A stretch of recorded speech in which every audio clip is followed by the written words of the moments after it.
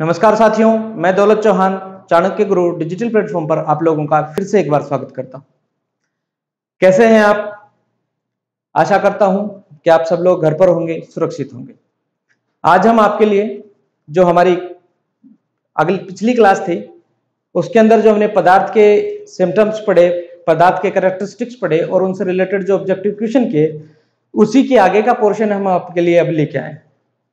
आप लोगों की जो तैयारी जो थी वो इस लॉकडाउन की वजह से डिस्टर्ब हो रही थी, जो थम सी गई थी, उस तैयारी को एक बार फिर से हम आपको गति देने के लिए एक बहुत ही शानदार प्लेटफॉर्म लेकर आए हैं, जिसके माध्यम से आप अपनी तैयारी को पूरा कर सकते हैं। वो कहते हैं कि डूबते को तिनके का सहारा होता है, डूबते को तिनके का सहारा होता है। और आपको तो चाणक्य गुरु के रूप में पूरा का पूरा लठ मिल गया, तो अब आप भी लठ गाड़ दें और अपनी तैयारी को बहुत शानदार तरीके से पूरा करिए। तो आइए शुरू करते हैं हम हमारे आज के टॉपिक को, जो हम पढ़ रहे थे पदार्थ के रूप में। उसमें कुछ क्वेश्चन जो थे उनको अब आगे लेते हैं हम। देखिए, हमारा पहला क्वेश्चन बहुत ही शानदार क्वेश्चन है। निम्न में से यौगिक कौन सा होता है? निम्न में से यौगिक कौन सा होता है? देखिए, बात करेंगे यौगिक की। मित्रों, सबसे पहले हमें यह समझना है यौगिक क्या होता है। मैं आपको एक एक कॉन्सेप्ट और एक एक चीज क्लियर कराता हुआ चलूंगा ताकि आपका कोई डाउट ही नहीं रहे। तो बात करते हैं, देखो मित्रों, यौगिक क्या होता है? तत्व या अणु आपस में, तत्व या अणु आपस में एक निश्चित अनुपात में मिले, एक निश्चित अनुपात में मिले तो जो संरचना बनेगी वो क्या कहलाएगा? यौगिक कहलाएगा। वो क्या कहलाएगा? यौगिक कहलाएगा। अब देखिए, यहां पारा, जिसको हम लोग मरकरी बोलते हैं, क्या बोलते हैं? मरकरी। तो मरकरी तो एक प्रकार का क्या है? एलिमेंट है। मरकरी क्या है? एक प्रकार का एलिमेंट। एलिमेंट उसे कहेंगे जो एक ही प्रकार के परमाणुओं से मिलकर बना हुआ है। जबकि यहां तो हम बात करें ये तत्व और अणु, दो तो अलग चीजें ले रहे हैं, तो इसका मतलब पहला ऑप्शन अपना गलत। बात करते हैं हम ओजोन की। ओजोन जो है, जिसका फॉर्मूला होता है आपका O3, जिसका फॉर्मूला होता है O3, और ये ऑक्सीजन के 3 परमाणुओं से मिलकर बनी है, तो ये क्या हो गया? एक प्रकार का अणु, मॉलिक्यूल हो गया। तो ये ऑप्शन भी क्या हो गया हमारा? गलत। अब बात करते हैं हम हमारे अगले ऑप्शन की, वायु। अब वायु में देखिए मित्रों, विभिन्न प्रकार की गैसें मिली हुई होती हैं, विभिन्न प्रकार की गैसें मिश्रित होती हैं, जिसमें आपका ऑक्सीजन, नाइट्रोजन, हाइड्रोजन, आर्गन, जलवाष्प, ये सारी गैसें होती हैं। इसलिए ये क्या होगा आपका? मिश्रित है, विभिन्न प्रकार की गैसें मिली हुई है, तो क्या हो गया? ये मिश्रण हो गया। क्या हो गया? मिश्रण। तो ये ऑप्शन भी आपका क्या हो गया? गलत। अब बात करते हैं हमारे अगले ऑप्शन की, जो है अमोनिया। अमोनिया का फॉर्मूला होता है दोस्तों NH3। क्या होता है? NH3। तो ये जो NH3 है, ये क्या है? 2 तत्वों से मिलकर बना हुआ यौगिक। हमने लिखा यहां एक निश्चित अनुपात में मिलते हैं, एक निश्चित अनुपात में यौगिक में एलिमेंट आपस में मिलते हैं, तो क्या कहलाता है? यौगिक कहलाता है। अब देखिए, यहां नाइट्रोजन 1 और हाइड्रोजन किस अनुपात में मिले हैं? 3। तो ये इनका एक निश्चित अनुपात है। अगर हम इनका अनुपात बदल दें, अगर हम इनका अनुपात बदल दें, तो जो इस अमोनिया की स्ट्रक्चर है वो स्ट्रक्चर ही क्या हो जाएगी? बदल जाएगी। तो इसलिए हमारा राइट आंसर क्या होगा? यहां अमोनिया। क्या होगा? अमोनिया। यहां अमोनिया जो है वो यौगिक के रूप में है, बाकी सारी चीजें नहीं। तो इस तरीके से हमने यहां आपको सभी पॉइंट्स जो है उनको क्लियर किया। आगे देखते हैं हम हमारे अगले प्रश्न। हमारा अगला प्रश्न है, बहुत ही अच्छा प्रश्न है, देखिएगा। नाभिक के अवयव होते हैं, नाभिक के अवयव होते हैं। अब नाभिक कहां होता है? देखिएगा, ये कोई परमाणु है, इस परमाणु के यहां जो केंद्र में होता है उसको बोलते हैं हम नाभिक। इस नाभिक में 2 चीजें होती हैं, एक होता है प्रोटॉन और दूसरा होता है न्यूट्रॉन। एक होता है प्रोटॉन, दूसरा न्यूट्रॉन। और यही नाभिक जो है वो द्रव्यमान संख्या को बनाता है, द्रव्यमान संख्या को बनाता है। तो हमारे यहां प्रश्न में क्या पूछा गया है कि परमाणु के नाभिक के कौन कौन से अवयव हैं? तो हमें पता है प्रोटॉन के नाभिक में क्या है, प्रोटॉन और न्यूट्रॉन। तो यहां ऑप्शन में देखिएगा हमारे प्रोटॉन और न्यूट्रॉन, ये रहा प्रोटॉन और न्यूट्रॉन। तो इस तरीके से हमारे इस क्वेश्चन का आंसर हुआ से प्रोटॉन और न्यूट्रॉन। आगे चलते हैं, देखते हैं हमारा अगला प्रश्न। जल का घनत्व किस ताप पर, जल का घनत्व किस ताप बिंदु पर अधिकतम होता है? देखिए बहुत ही शानदार प्रश्न है, विभिन्न प्रकार की परीक्षाओं में पूछा जाने वाला प्रश्न है। आपने अभी तक जितनी एग्जाम दी होंगी उनमें से आपको डेफिनेटली एग्जाम में ये क्वेश्चन मिला होगा। तो हम बात करते हैं जल के घनत्व की। तो जल का घनत्व जो है, देखिए हम बात करें 0 डिग्री सेंटीग्रेड से 100 डिग्री सेंटीग्रेड के बीच, 0 डिग्री सेंटीग्रेड से 100 डिग्री सेंटीग्रेड के बीच, तो 0 डिग्री सेंटीग्रेड से 4 डिग्री सेंटीग्रेड तक, 4 डिग्री सेंटीग्रेड तक जल का घनत्व,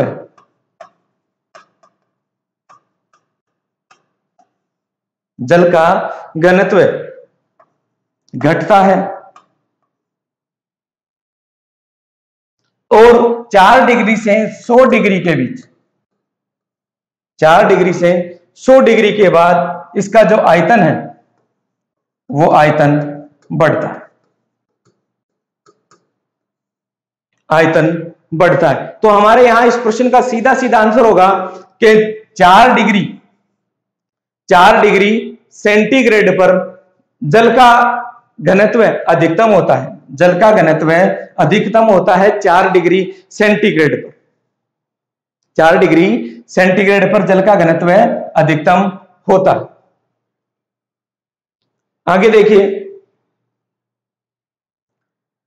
हमारा अगला प्रश्न, बर्फ पिघलने पर, बर्फ पिघलने पर उसका आयतन बढ़ता है या घटता है? उसका आयतन बढ़ता है या घटता है, ये पूछ रहा है आपसे कि बर्फ का पिघलना जब होगा तो उसके आयतन पर क्या प्रभाव पड़ेगा। देखिए जस्ट अभी हमने पिछले क्वेश्चन में बात करी, बर्फ जो है वो पिघलेगी, तो बर्फ पिघलती है आपकी 0 डिग्री सेंटीग्रेड पर, बर्फ पिघलती है आपकी 0 डिग्री सेंटीग्रेड पर। अब 0 डिग्री सेंटीग्रेड पर जब पिघलना शुरू करेगी तो उसका आयतन बढ़ेगा, उसका आयतन बढ़ेगा, लेकिन 4 डिग्री सेंटीग्रेड पर, 4 डिग्री सेंटीग्रेड पर जल का घनत्व जो है वो अधिकतम होता है। जैसे जैसे बर्फ पिघलेगी, जैसे जैसे बर्फ पिघलेगी तो पहले तो उसका आयतन सिकुड़ा और उसके बाद उसका आयतन क्या हो जाएगा, बढ़ना शुरू हो जाएगा। अब 4 डिग्री के बाद जैसे ही हम आगे बढ़ेंगे 100 डिग्री के बाद, तो उसका आयतन जो है वो बढ़ना शुरू हो जाएगा, क्योंकि जो बर्फ थी वो किसका रूप धारण कर लेगी, जल का रूप धारण कर लेगी, और जल का आयतन क्या होगा फिर 4 डिग्री के बाद क्या हो जाएगा, बढ़ना शुरू हो जाएगा। तो यहां बात करेंगे बर्फ के पिघलने पर, तो बर्फ के पिघलने पर उसका आयतन पहले तो घटता है और फिर क्या होता है, बढ़ता है। पहले तो घटता है और उसके बाद बढ़ता है। पहले तो घटा 4 डिग्री सेंटीग्रेड तक, और फिर 4 डिग्री से जैसे तापमान आगे गया फिर उसका आयतन क्या हो गया, बढ़ना शुरू हो गया। तो हमारा आंसर क्या होगा, पहले घटता है फिर बढ़ता है। तो इस तरीके से हमारे इस क्वेश्चन का आंसर हुआ द। बात करते हैं हम हमारे अगले प्रश्न की। हमारा अगला प्रश्न कहता है कि भाप से हाथ अधिक जलता है अपेक्षाकृत उबलते जल की अपेक्षा, या यूं कहें द्रव और वाष्प, क्योंकि यहां भाप क्या है, वाष्प, भाप क्या है, वाष्प। अब द्रव की अपेक्षा वाष्प से हाथ ज्यादा जलता है, तो ऐसा क्यों होता है, इसका क्या कारण है। देखिए भाप हल्का होता है, हल्का होना या भारी होने से फर्क नहीं पड़ रहा। भाप में अधिक मारक क्षमता होती है? नहीं जी। भाप शरीर के भीतर घुस जाती है? ऐसा भी नहीं है। ये ऐसा क्यों होता है कि भाप में जो गुप्त ऊष्मा होती है, भाप में जो गुप्त ऊष्मा होती है वो अधिक होती।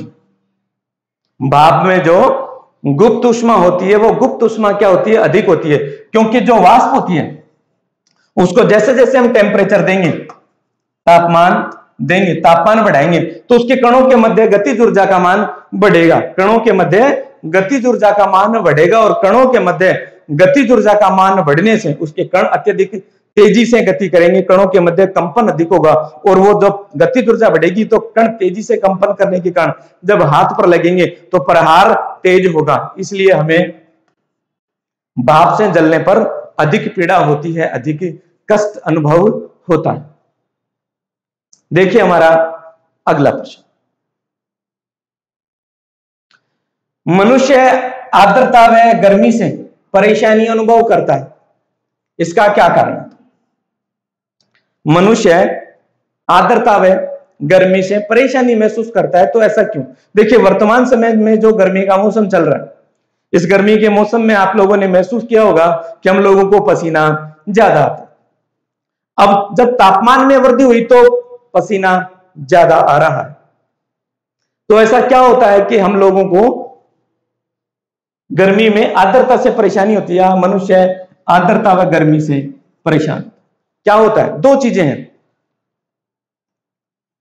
अगर बाह्य वातावरण में, बाह्य वातावरण में, आउटर एनवायरमेंट,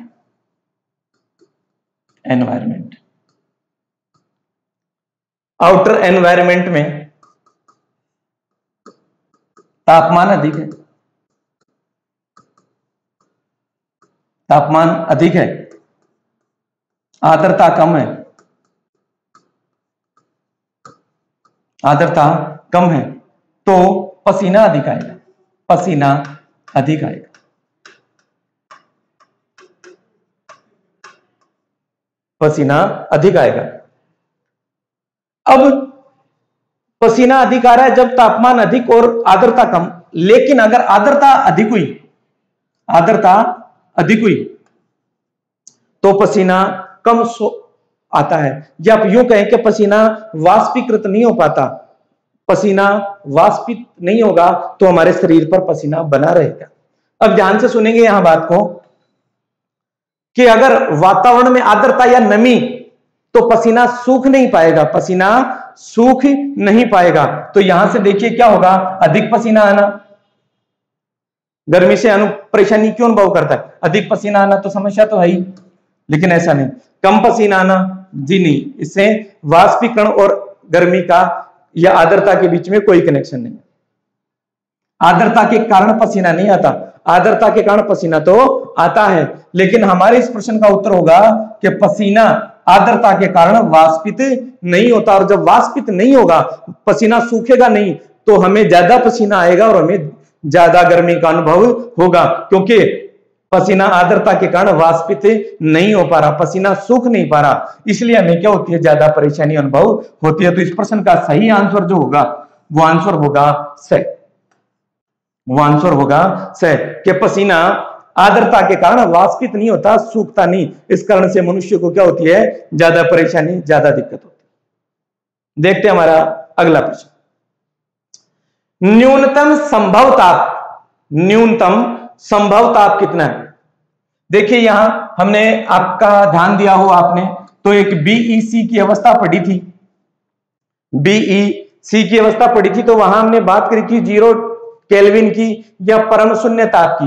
जो परम शून्य ताप क्या था आपका, -273 डिग्री सेंटीग्रेड। इसको हमने सही लिखा हो तो हम इसको लिखें -273.15 डिग्री सेंटीग्रेड। ये होता है आपका परम शून्य ताप, अप्रोक्स 273 डिग्री सेंटीग्रेड। अब ये जो 0 डिग्री सेंटीग्रेड है, ये 0 डिग्री सेंटीग्रेड दो चीजों का है, जल का, तो जल का हिमांक, क्योंकि जल जो है वो 0 डिग्री सेंटीग्रेड पर जमना शुरू कर देता है। बर्फ का गलनांक, बर्फ का गलनांक, और 100 डिग्री सेंटीग्रेड जल का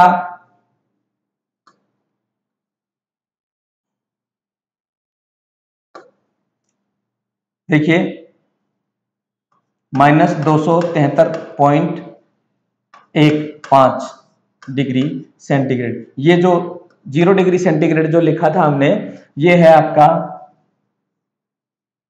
जल का हिमांक,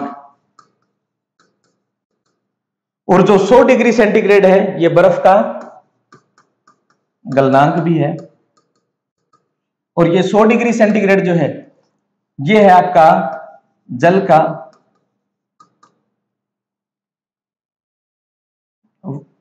क्वथनांक, जल का क्वथनांक। 4 डिग्री सेंटीग्रेड जो है, इस तापमान पर 4 डिग्री सेंटीग्रेड पर, जो हमने पिछली स्लाइड में देखा कि 4 डिग्री सेंटीग्रेड पर जल का घनत्व अधिकतम होता है। जल का घनत्व क्या होता है? अधिकतम होता है।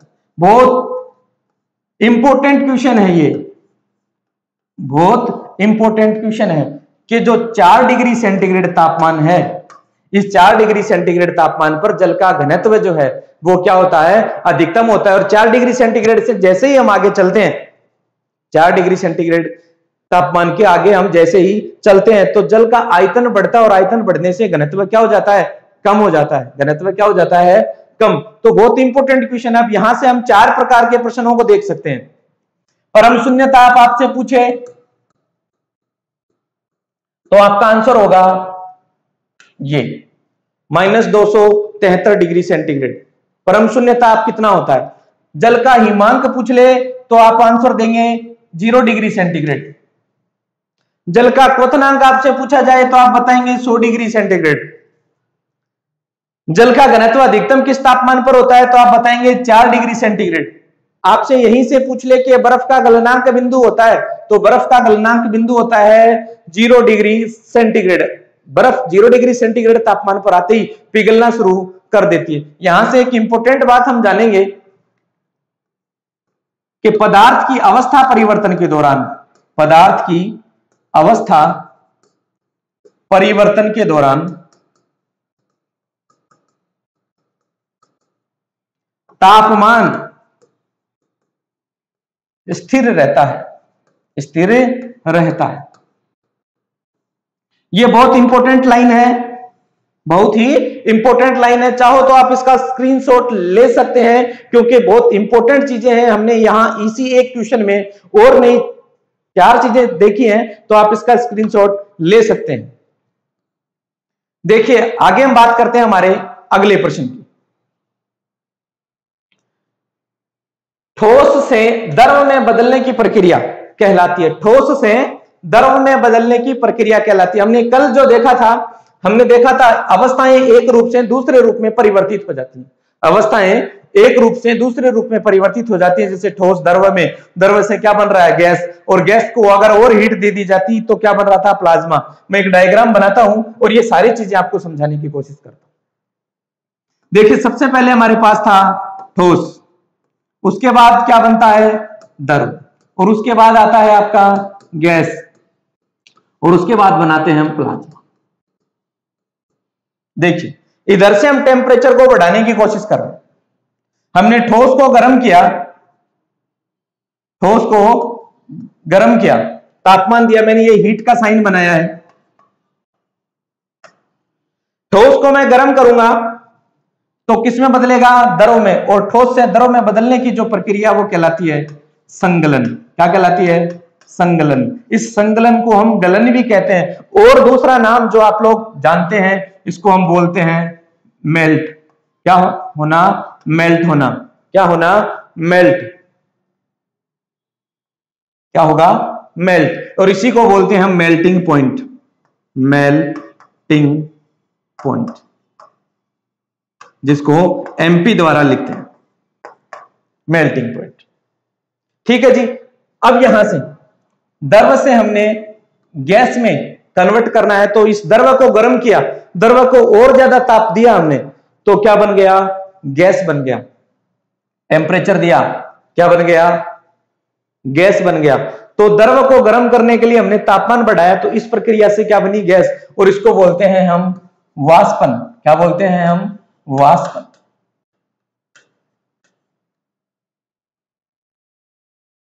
वेपोराइजेशन, वेपोराइजेशन, द्रव से गैस बनना, वेपोराइजेशन। और जो जल का क्वथनांक है, जल का क्वथनांक है, वो क्या कितना होता है? 100 डिग्री, जैसा कि हमने पिछले स्लाइड में देखा। अब देखिए, इस गैस को और अधिक अगर हम गर्म कर दें, इस गैस को और अधिक हम गर्म कर दें, और अधिक हीट दे दें, तो ये किस में कन्वर्ट हो जाएगी?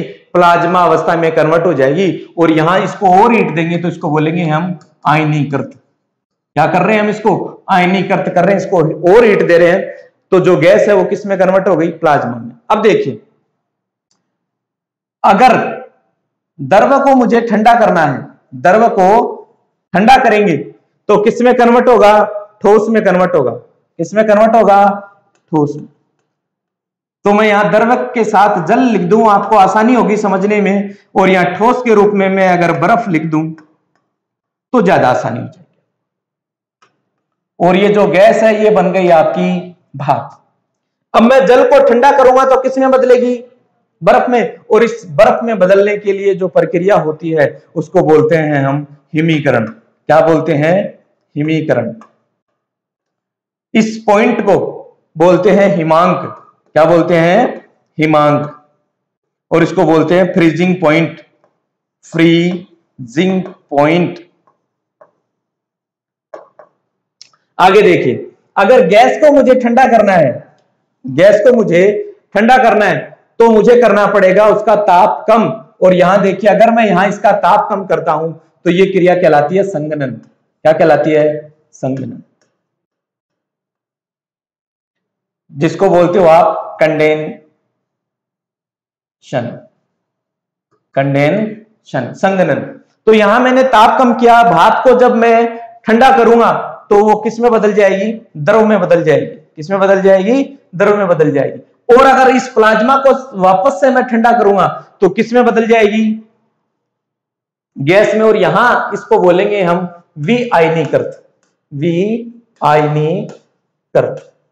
अगर अब मैं इसको विआयनीकृत कर दूं तो प्लाज्मा जो थी वो किस में कन्वर्ट हो जाएगी? आपकी गैस अवस्था में कन्वर्ट हो जाएगी। तो इस तरीके से हमने इन सबको समझा कि संगलन क्या होता है। संगलन होता है आपका ठोस से द्रव में बदलना। क्या कहलाता है? संगलन। उद्रवपातन, ये जो उद्रवपातन पॉइंट है ये नया है, और हालांकि हम कल चर्चा कर चुके, लेकिन इस पॉइंट में चर्चा नहीं करी। इसको मैं डायरेक्ट आपको बताऊं कि ठोस से सीधा गैस में बदलना, ठोस से सीधा गैस में बदलना क्या कहलाता है? उद्रवपातन कहलाता है। उद्रवपातन कहलाता है, जिसको सब्लिमेशन बोलते हैं। सब्लिमेशन। उद्रवपातन जान लिया हमने। हिमीकरण देखिए, द्रव से ठोस में बदलना क्या कहलाता है? हिमीकरण। और वाष्पन क्या होगा? जल से भाप बनाना। जल से भाप बनाना या द्रव से गैस में बदलना क्या कहलाता है? वाष्पन कहलाता है। तो अब हमारा प्रश्न है कि ठोस से द्रव में बदलने के लिए, ठोस से द्रव में बदलने के लिए कौन सी प्रक्रिया होगी? संगलन। कौन सी प्रक्रिया होगी? संगलन। तो इस तरीके से हमारा आंसर क्या सही होगा? संगलन। देखिए हमारा अगला प्रश्न, शुष्क बर्फ होती है, शुष्क बर्फ, जिसको ड्राई आइस बोलते हो। ड्राई आइस, शुष्क बर्फ। शुष्क बर्फ होता है आपका ठोस CO2। बहुत कॉमन सा प्रश्न है, बहुत कॉमन सा प्रश्न है। और लगभग एग्जाम में जिसमें सामान्य विज्ञान या सामान्य रसायन से संबंधित प्रश्न पूछे जाते हैं, उनमें सामान्यतः इस प्रश्न को पूछा जाता है। तो हमारा आंसर हुआ ठोस CO2, जिसको बोलते हैं ड्राई आइस, शुष्क बर्फ बोलते हैं। ये जो एग्जाम्पल थे कल हमने चर्चा करी थी, ये उद्रवपातन के एग्जाम्पल हैं। किसके एग्जाम्पल हैं? उद्रवपातन के। उद्रवपातन क्या होता है? ठोस से सीधे ही गैस अवस्था में बदलने की प्रक्रिया कहलाती है आपकी उद्रवपातन।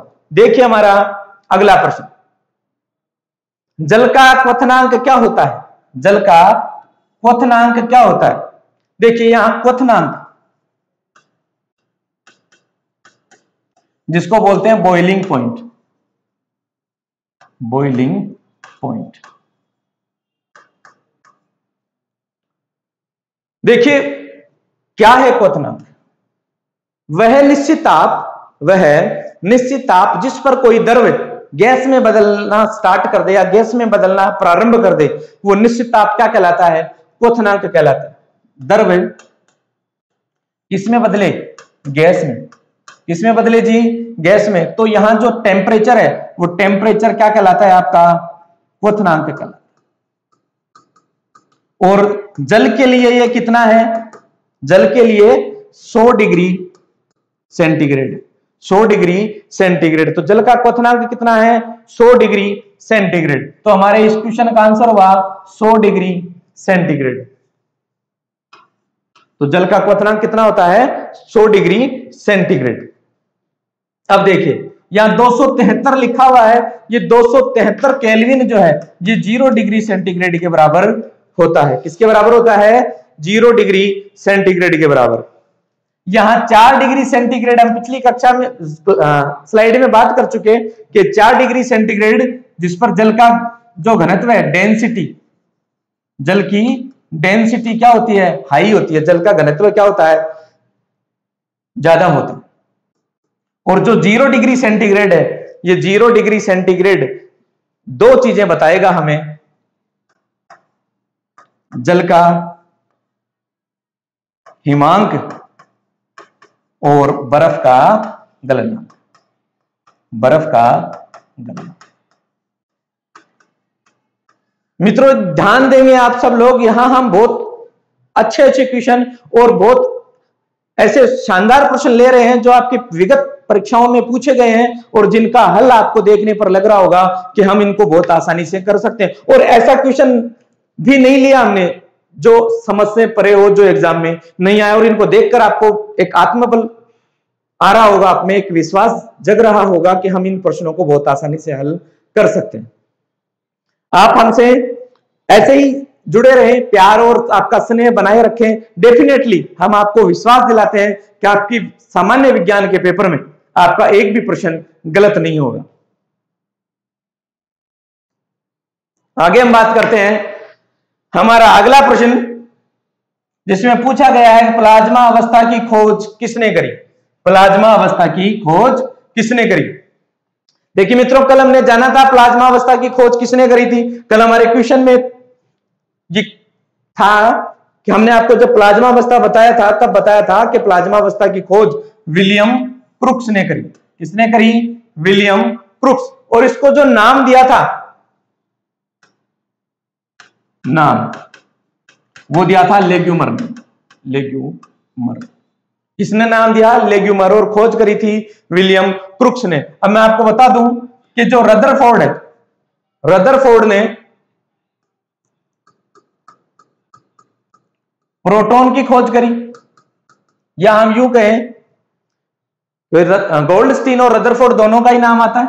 तो रदरफोर्ड ने नामकरण किया और जो गोल्डस्टीन है उसने खोज करी। तो हालांकि अगर आपको ऑप्शन में प्रोटॉन पूछे और वहां अगर आपको गोल्डस्टीन मिले तो आप प्रायोरिटी गोल्डस्टीन को ही देंगे।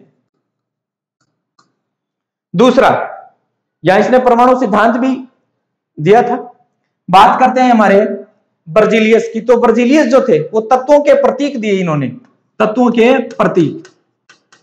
तत्वों के प्रतीक किसने दिए? बर्जीलियस। जो आप आज hydrogen, helium, oxygen, carbon, nitrogen ये सब लिखते हो, तो ये सब प्रतीक जो है ना वो बर्जीलियस महोदय ने दिए थे। बात करते हैं हमारे अगले ऑप्शन की, जिसमें लिखा हुआ है चैडविक। तो चैडविक साहब ने न्यूट्रॉन की खोज करी थी। किसकी खोज करी? न्यूट्रॉन की खोज करी थी। तो इस तरीके से हमारे पास फिर से नए क्वेश्चन पुटअप हो गए कि आपसे पूछा जाए न्यूट्रॉन की खोज किसने करी, तो आंसर आपका चैडविक। तत्वों के प्रतीक किसने दिए? बर्जीलियस ने। प्रोटॉन की खोज किसने करी? रदरफोर्ड ने।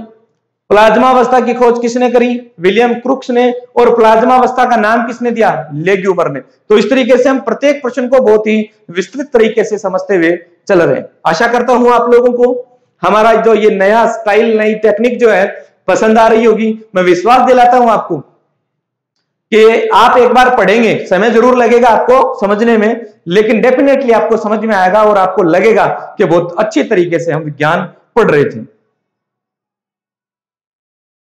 देखिए हमारा अगला प्रश्न, वस्तु को गर्म करने पर, वस्तु को गर्म करेंगे तो उसके अणुओं की, पदार्थ वस्तु, इसको जब गर्म करेंगे, इसको हीट देंगे, तो इसके कणों के मध्य क्या होगी, गतिज ऊर्जा बढ़ेगी। कणों के मध्य क्या होगा, गतिज ऊर्जा बढ़ेगी। कंपन अधिक करेंगे, और कंपन अधिक करेंगे तो क्या होगा, भार घट जाएगा क्या, नहीं जी। भार बढ़ जाएगा, नहीं। ऊर्जा कम हो जाएगी, नहीं। चाल बढ़ जाएगी, कणों के मध्य चाल बढ़ जाएगी। तो हमारा राइट आंसर होगा ए। हमारा राइट आंसर होगा ए, कि कणों के मध्य गतिज ऊर्जा बढ़ने से क्या हो जाएगी, चाल बढ़ जाएगी। देखते हैं हमारा अगला क्वेश्चन। एसआई सिस्टम में तापमान की इकाई है, एसआई सिस्टम में तापमान की इकाई क्या है। वैसे देखा जाए तो ये सारी यूनिट जो है ये टेम्परेचर मेजरिंग यूनिट ही है, टेम्परेचर मेजरिंग यूनिट ही है, तापमान मापने की इकाई ही है। लेकिन हमसे स्पेशली क्या पूछा गया है कि एसआई सिस्टम में, एसआई सिस्टम में, इंटरनेशनल सिस्टम में तापमान की इकाई, तो इंटरनेशनल सिस्टम में तापमान की इकाई होती है केल्विन। क्या होती है, केल्विन। और 0 डिग्री सेंटीग्रेड बराबर 273 केल्विन होता है। 0 डिग्री सेंटीग्रेड बराबर क्या होता है, 273 केल्विन। देखते हैं हमारा अगला प्रश्न। वस्तु का ताप किसका सूचक है, वस्तु का ताप किसका सूचक है। टेम्परेचर किस पर डिपेंड कर रहा है, या टेम्परेचर बढ़ रहा है किसी वस्तु का तो हो क्या रहा है। देखिए पहला ऑप्शन, उसके अणुओं की कुछ ऊर्जा, कुछ ऊर्जा का सूचक है, जी नहीं। उसके अणुओं की औसत ऊर्जा का सूचक है, जी नहीं। उसके अणुओं के कुल वेग का सूचक है, जी नहीं। फिर क्या है हमारा अगला ऑप्शन, कि उसके अणुओं की औसत गतिज ऊर्जा का सूचक है। उसके अणुओं की औसत गतिज ऊर्जा, गतिज ऊर्जा का फॉर्मूला काइनेटिक एनर्जी क्या लिखते हैं आप, 1/2 mv स्क्वायर, mv स्क्वायर। यह है गतिज ऊर्जा का सूत्र। और हमारा इस क्वेश्चन का आंसर होगा आपका, उसके अणुओं की गतिज ऊर्जा का सूचक क्या है, वस्तु का ताप। तो हमारा राइट आंसर होगा द। देखते हैं हमारा अगला प्रश्न। सेल्सियस मापक्रम पर जल के क्वथनांक व हिमांक, जल के क्वथनांक व हिमांक होते हैं क्रमशः। जस्ट अभी कुछ देर हमने पहले जाना था कि जो बॉइलिंग पॉइंट होता है, बॉइलिंग पॉइंट, क्वथनांक पॉइंट, और एक होता है फ्रीजिंग पॉइंट, फ्रीजिंग पॉइंट। देखिए ये हिमांक बिंदु, ये क्वथनांक बिंदु। तो जल का क्वथनांक होता है 100 डिग्री सेंटीग्रेड। कितना, 100 डिग्री सेंटीग्रेड। और freezing point 0 degree centigrade, freezing point 0 degree centigrade. अब देखिए यहां ऑप्शन में क्या क्या दे रखा है हमारा, ध्यान से देखेंगे। पहले क्वथनांक पूछा है तो पहले क्वथनांक का आंसर देखेंगे। तो पहले क्वथनांक है, और क्वथनांक है आपका 100। तो ये देखिए 100 डिग्री सेंटीग्रेड तथा 0 डिग्री सेंटीग्रेड, 100 डिग्री सेंटीग्रेड तथा 0 डिग्री सेंटीग्रेड आंसर होगा आपका। तो जल का क्वथनांक होता है 100 डिग्री और हिमांक होता है 0 डिग्री। चलते हैं हमारे अगले क्वेश्चन पर। केल्विन मान से मानव शरीर का सामान्य ताप होता है। केल्विन ताप से मानव शरीर का सामान्य तापमान। ध्यान दीजिए, सबसे पहले तो हमें यह जानना है कि मानव शरीर का सामान्य तापमान कितना होता है। मानव शरीर का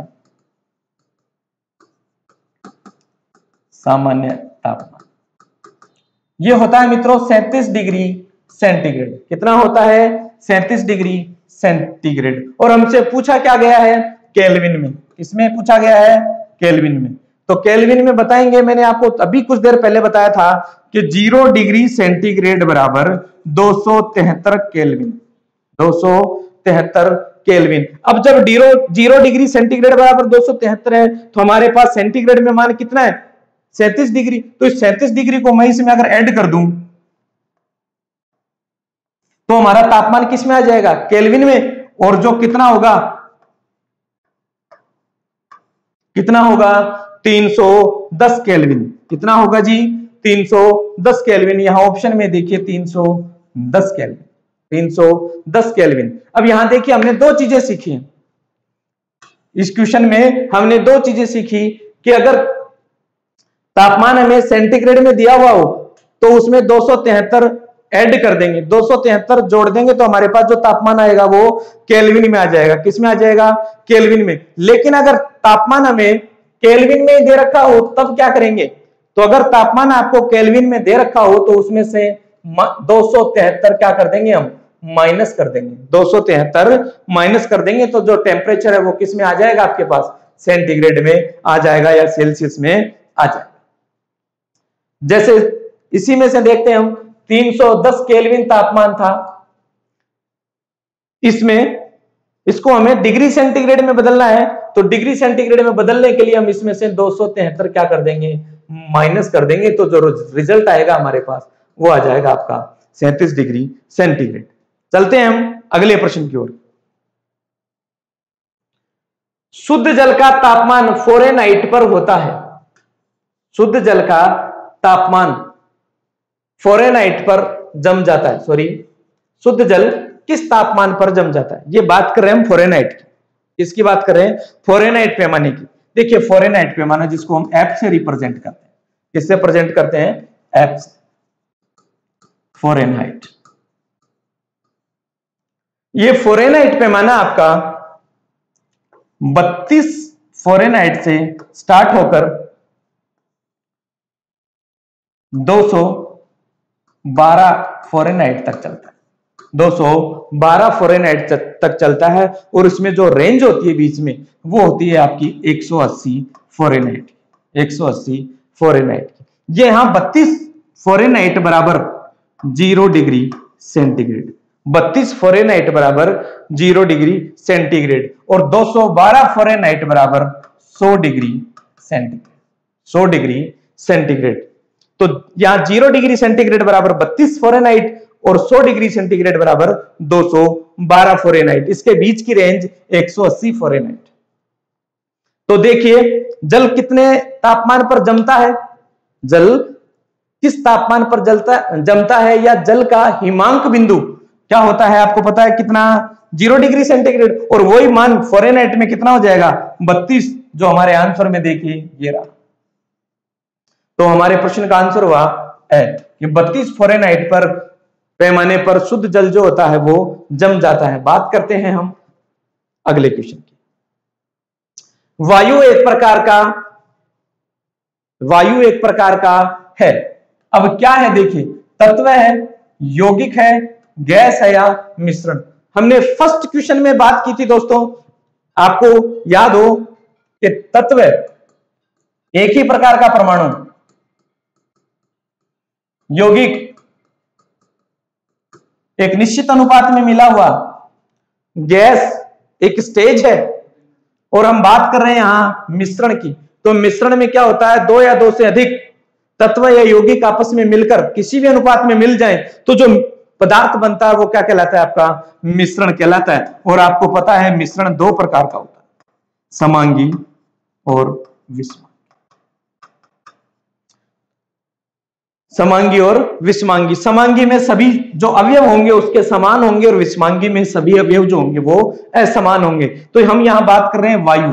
तो वायु में देखिए विभिन्न प्रकार की गैसें मिली हुई हैं, विभिन्न प्रकार की गैसें, और किसी का भी एक निश्चित अनुपात नहीं है। जैसे हम बात करें ऑक्सीजन वायुमंडल में 21%, नाइट्रोजन 78%, CO2, जलवाष्प, आर्गन, ये सब गैसें अलग अलग अनुपात में होती हैं। इसलिए हमारे इस क्वेश्चन का जो आंसर हुआ वो होगा मिश्रण। क्या होगा, मिश्रण। के वायु एक प्रकार का क्या है, मिश्रण है। देखिए हम बात करते हैं हमारे अगले प्रश्न की, जिसमें पूछा गया है कि तरल पदार्थ का घनत्व गर्म करने पर क्या होता है। तरल पदार्थ का घनत्व गर्म करने पर क्या होगा। देखिए हम बात करते हैं घनत्व की, तो घनत्व बराबर क्या होता है, द्रव्यमान बटा आयतन, द्रव्यमान बटा आयतन। अब हम जानते हैं कि आयतन अगर कम होगा तो घनत्व बढ़ेगा, और आयतन का मान अगर बढ़ेगा तो घनत्व का मान कम होगा। अब हम बात करें तरल पदार्थ की,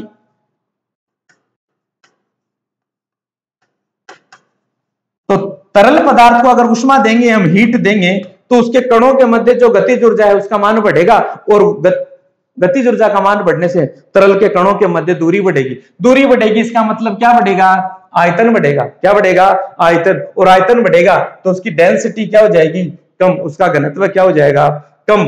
तो यहां देखिए क्या हो जाएगा कि तरल पदार्थ गर्म करने पर, तरल पदार्थ को गर्म करने पर उसका घनत्व क्या हो जाता है, कम हो जाता है।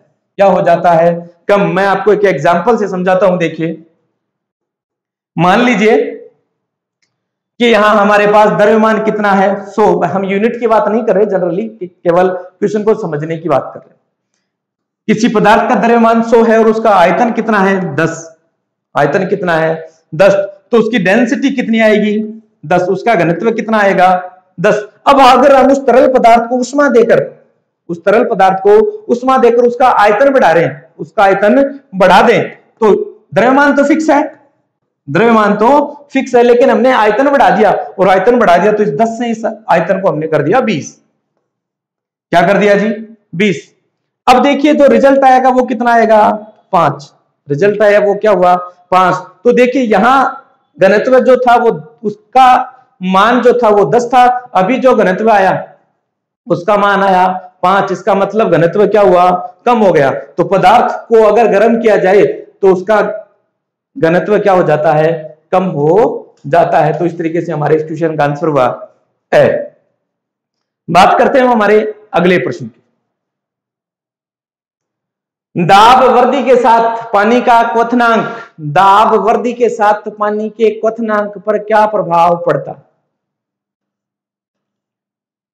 देखिए पानी का क्वथनांक फिक्स है, कितना, 100 डिग्री सेंटीग्रेड। अब अगर उस पर दाब की भी वृद्धि कर दी जाए, दाब बढ़ा दिया जाए, तो जो क्वथनांक है वो घट जाएगा, क्वथनांक घट जाएगा। दाब बढ़ाएंगे तो क्वथनांक का मान क्या होगा, घट जाएगा। इसी बेसिस पर, इसी आधार पर कुकर में खाना बनाने से खाना जल्दी पक जाता है। कुकर में खाना पकाने से खाना जल्दी पक जाता है, क्योंकि वहां हमने उस पर क्या बढ़ा दिया, दाब बढ़ा दिया, और दाब बढ़ाने से खाना जल्दी पक जाता है। बात करते हैं हम हमारे अगले प्रश्न की।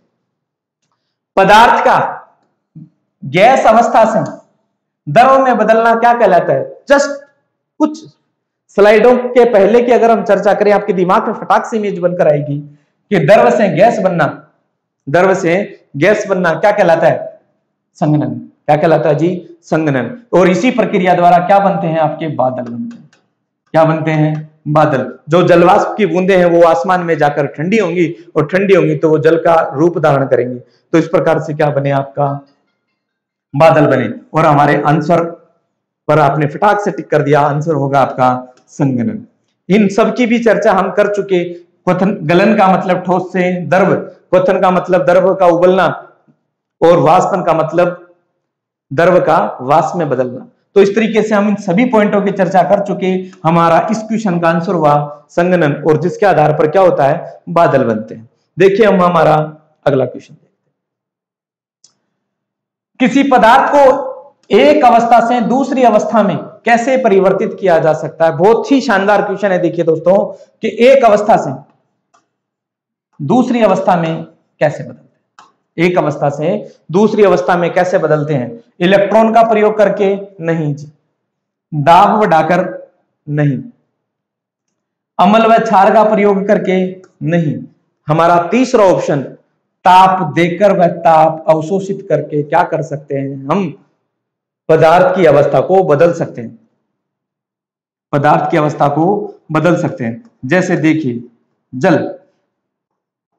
टेम्परेचर कम किया, टेम्परेचर कम किया, तापमान कम किया, तो जो जल था वो किस में बदल गया, बर्फ में बदल गया। मैं कहूं द्रव बदल गया आपका ठोस में। किस में बदल गया, ठोस में। और तापमान मैंने बढ़ाया, तापमान बढ़ाया तो ये जल जो है वाष्प में बदल गया, या द्रव बदल गया आपका वाष्प में, भाप में बदल गया। तो इस तरीके से हम ताप देकर और ताप अवशोषित करके पदार्थ की क्या कर सकते हैं, अवस्था में परिवर्तन कर सकते हैं। ध्यान दीजिएगा मित्रों, अवस्था परिवर्तन के दौरान तापमान स्थिर रहता है। अवस्था परिवर्तन के दौरान तापमान स्थिर रहता है। जल जब तक पूरा का पूरा बॉयल नहीं हो जाता, उबल नहीं जाएगा, तब तक उसका तापमान 100 डिग्री सेंटीग्रेड ही रहेगा। जल पूरा का पूरा बर्फ नहीं बन जाता, तब तक उसका तापमान 0 डिग्री सेंटीग्रेड ही रहेगा। बर्फ बनने के बाद वो माइनस में जाएगा। तो ध्यान दीजिए, अवस्था परिवर्तन के दौरान तापमान क्या रहता है, स्थिर रहता है। तो इस तरीके से हमने हमारी आज की क्लास में विभिन्न प्रश्नों के माध्यम से हमने इस टॉपिक को क्लियर करने की कोशिश करी।